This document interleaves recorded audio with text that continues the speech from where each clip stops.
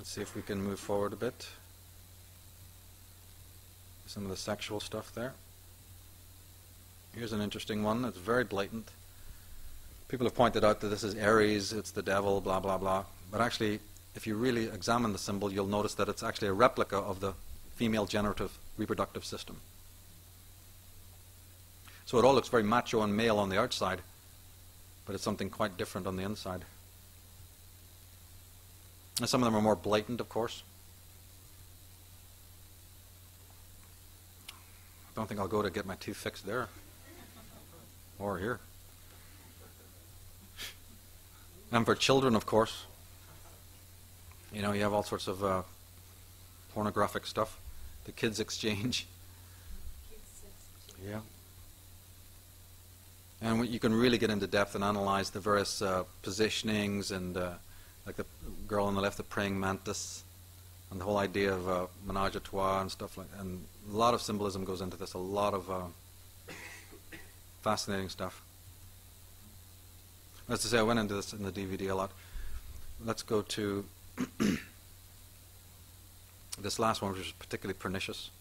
You'll often hear this come to the Marlborough country as the logo that they chose. And again, you think about all the thousands of things they could have chosen. Why did they choose this? And why these particular series of images? So we actually, this is what it really means. The come is the orgasm, of course. It's a very famous word used in advertising to represent orgasm. And country is actually a play on words. It's not particularly flattering to women. And it represents, so when you see the hero, the macho hero, roping the cow, you can imagine exactly what it's hinting to. And they use the same idea for the female. The virgin smoking, the smoking virgin, the smoking virgina, the hot chick. And tastes is the take on the word testes for testosterone. Burn slower is sexual, of course. Lasting longer is all sexual rhetoric. And let's never forget, Jean Kilbourne points out something very important that ties into what we've been talking about archetypes, about that content of the unconscious. She says that the Jolly Green Giant, the Michelin Man, the Man from Glad, Aunt Jemima, Alka-Seltzer, the White Knight, and all these other worldly kin are really descendants of earlier gods.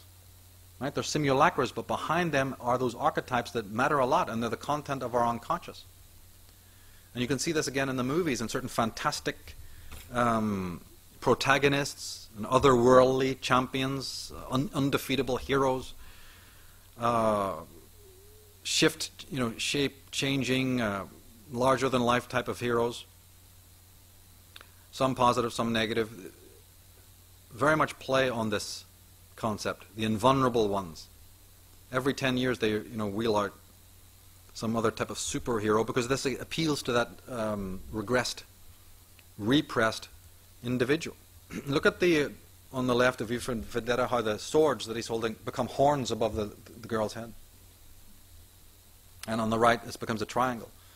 The figures actually become a triangle. These are very ancient motifs, by the way. Or some sort of intrepid, heroic guy that we can identify with, you see.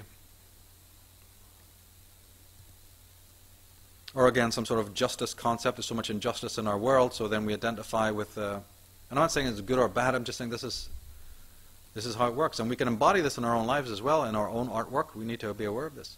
But the trouble is that what happens in fiction is perfectly fine. I'm okay with all kinds of fiction, even violent fiction. There's nothing wrong with it because it's fiction. But the point is that can so easily then turn into... Oh, excuse me, wrong one. Oh.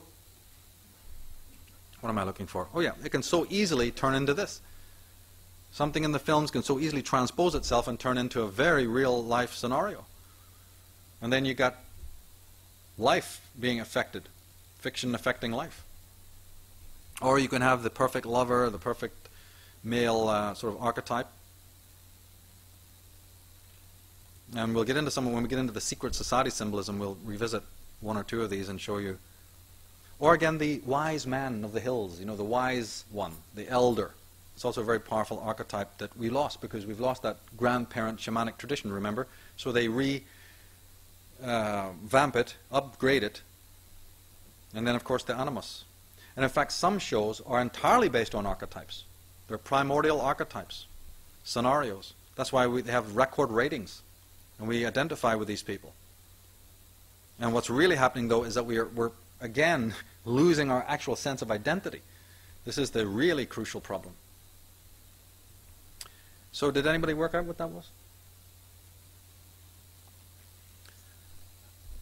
Oh, when I know to free hate, to sever no one.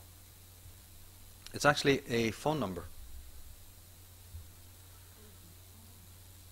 Oh, when I know to free hate, to sever no one.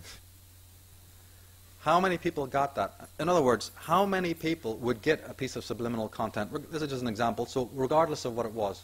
The fact is, very few. Certainly you wouldn't get it in a few seconds like we had that little experiment. This is what I'm talking about.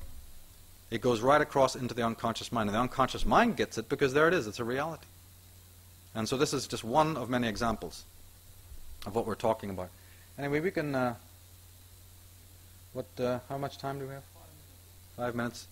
Well, that just leaves me enough time to thank you all, welcome you, and welcome you back as well, and just thank you for, blame Peter if it's been a hassle, but thank you very much for being here today.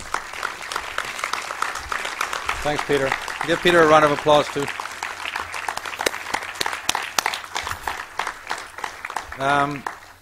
Let me just briefly then just share with you what we will be doing next time. Very quickly. Program 2 will be looking deeply into ancient sorcery. What I've done here is to sketch out what we know today, give you an overview, a lot of what you already know, so that we can then start looking at the history of this thing. And this is going to be very empowering as well, because then we're going to see where they went to for this archive of knowledge that they're using against us. We'll look a bit more into the actual facts of mind control. As I said, we'll look into the secret society symbolism, which is ubiquitous now. You're finding it everywhere. And something very, very dark, which is the satanic cults that operate in Hollyweird, as I call it, or Hollywood, which I've referred to in other works as the Dionysian cult. As I said, they may be arguably not the top of the pyramid, which is another very select brotherhood. But these are individuals who are sort of lieutenants that cover a lot of ground, and it's their handiwork that you're seeing. And I've studied this since the 80s, and this will probably be one of the first times I've really go into it in any kind of depth, and naming the names, basically, taking the lid off the top and showing some of the names that you may be not familiar with, various organizations. And then in Program 3, we'll move on and look at some of the post-human, transhumanist concepts that we dealt with in the Architects of Control, some more movie symbolism, and then ultimately come up to the solutions section, in which we look at some positive symbolism, how this whole thing can be turned around and reinvigorated with the magic as opposed to the sorcery, and then finish with solutions to this whole issue, which again will tie into the psychological and philosophical aspects of this. So you're invited back next time. I look forward to seeing you all and being here again. Thank you so much for being here today.